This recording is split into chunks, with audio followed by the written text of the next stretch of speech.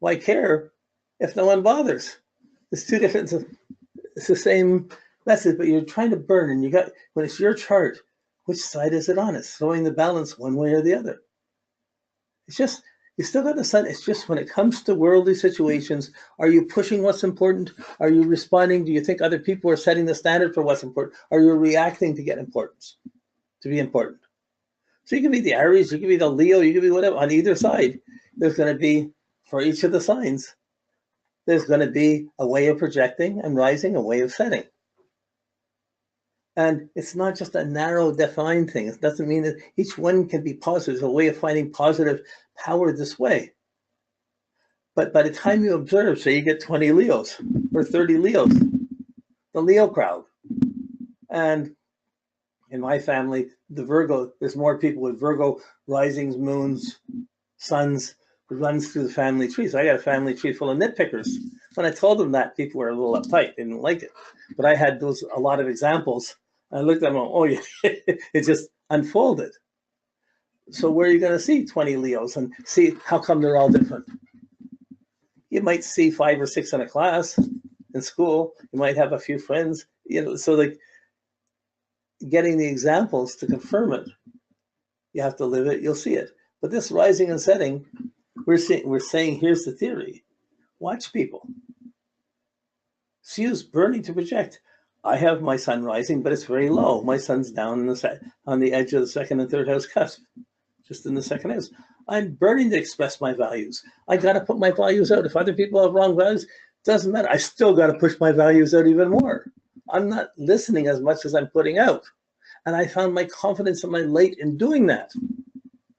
If I could spend my time putting that down and trying to be much more humble, but right now in my life, I'm still burning to get it out of me and pass it on and push it out. Someone with a setting would need the response of other people to do it with them. Would need at least the feedback, or at least a peer group, or at least something where you're thinking, like, I'm projecting to get this out to more people, to get it out, to get it more recognized. Other people would be reacting to include more people, to be more inclusive, do things. It's just as valid.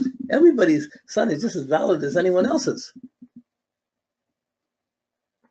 So even when we get to aspects, planetary aspects are not enough to stop the radiation of the sun. If your sun is in the right place, all the planets have to align. They have to radiate in some way. They can't resist that heart power. It's only when we consider our heart, when we think Mercury, our heart power is this. When we value Venus, our heart power is getting satisfied. When we allow those two things to come in and say that this is heart power, this is me, and it's not, then the outer aspects will come in and they're really magnifying the illusion of what you think is love or what you think is radiance.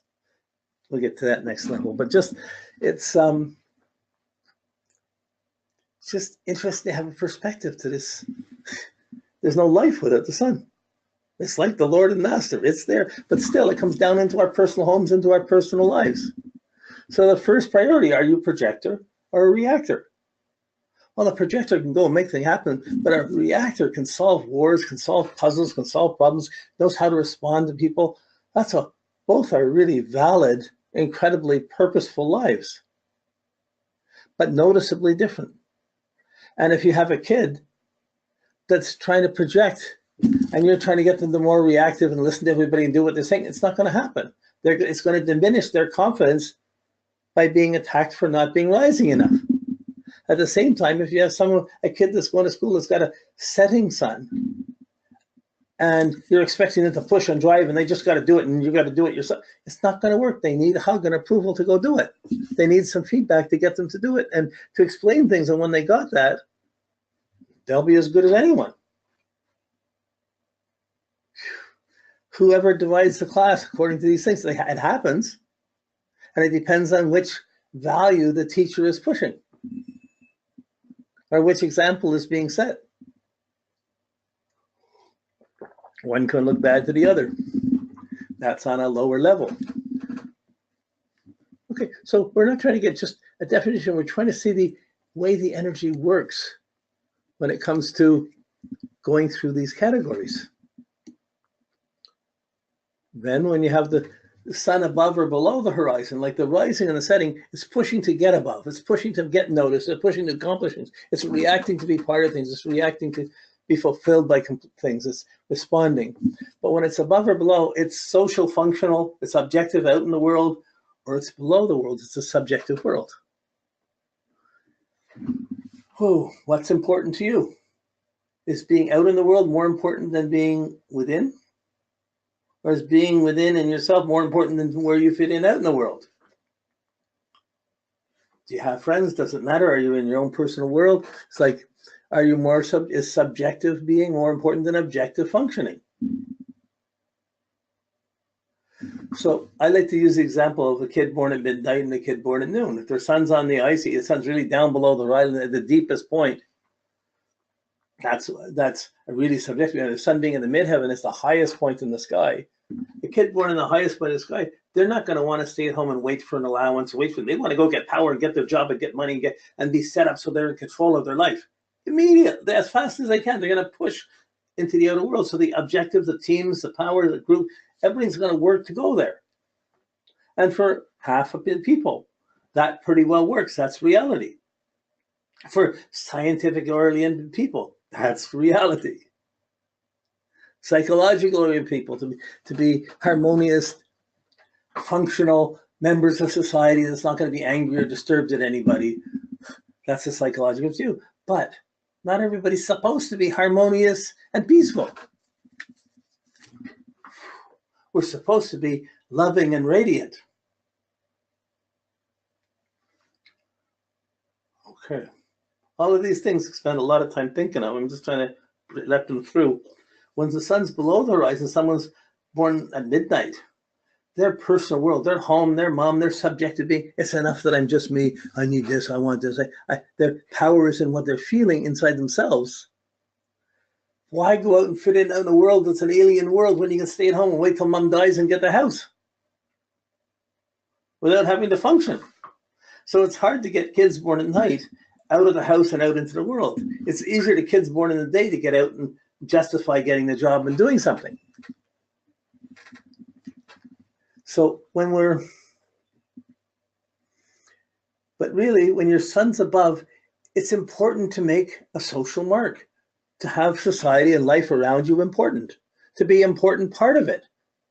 So in the 11th house, that would be peer friends and status, or my understanding of things, my social conscience of things, my 8th house. The 8th house is your social values and wanting to trust, do business, help other, do things, whether it be to benefit from your interactions with people or your relationships. These are all how important it is to be aligned with other people in some way. Very practical. But when you're being all your energy and your confidence going out, you're going to have the position. Many people have the status and position, but they don't have any depth. They're not really strong characters because they're just outward power figures. But all the energy it takes to be an outward power figure takes away from time reflecting on yourself. But the mystics, the writers, the teachers, people with personal imagination and personal depth, they find purpose in themselves regardless of what's going on out in the world. That's just as valid. Not to an objectively motivated person. And for a subjectively motivated person or empowered person, they're going to tend to diss the things that are out in the world. Why take the job? Why fit in? That system sucks. Why be part of it? Who's going to trust a politician? Well, that you should think anyways. But where do you fit it? So now in doing this, you're supposed to do this creatively and powerfully with your confidence. But if it goes wrong, if you have wrong alignments and wrong friends and wrong relationships, boy, it's going to get caught up with negative social functions. Then there's a lot of work to do to fix it and change the karma to make it better. Helping others, trying to fix it, make it better. But in yourself, when there's a problem in yourself, you're angry, you're judgmental, you're sad, or even sick. You're going to have to work on yourself to try and understand it and try and find your power inside yourself, not so much in outer words. Oh, I like the example of Robert Louis Stevenson. He wrote Treasure Island and a bunch of other books, but Treasure Island, famous book. This little boy was crippled. He spent most of his life in bed at a time when there weren't really wheelchairs and stuff going around. But in the time in bed, he used his imagination and wrote these incredible books. Wow.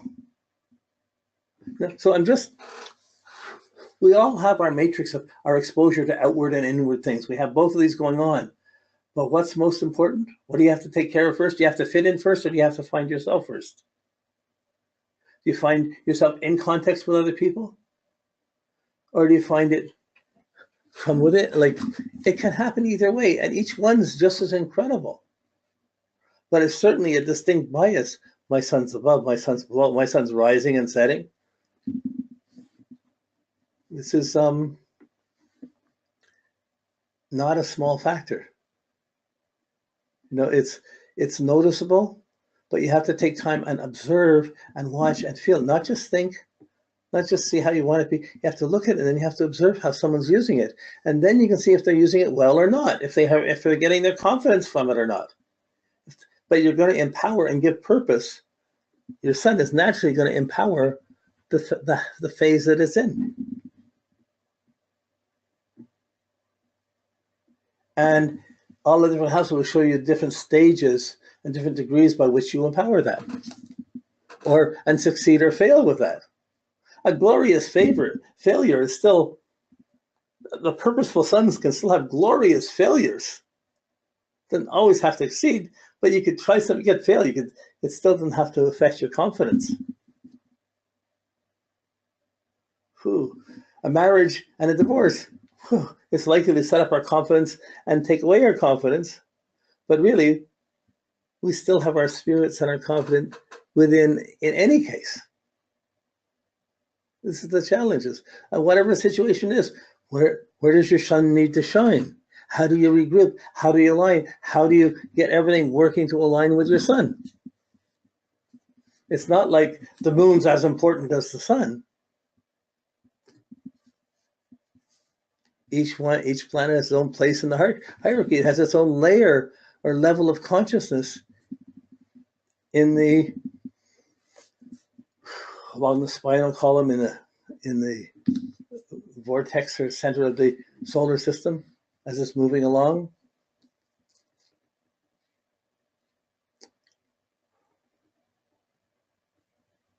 Okay.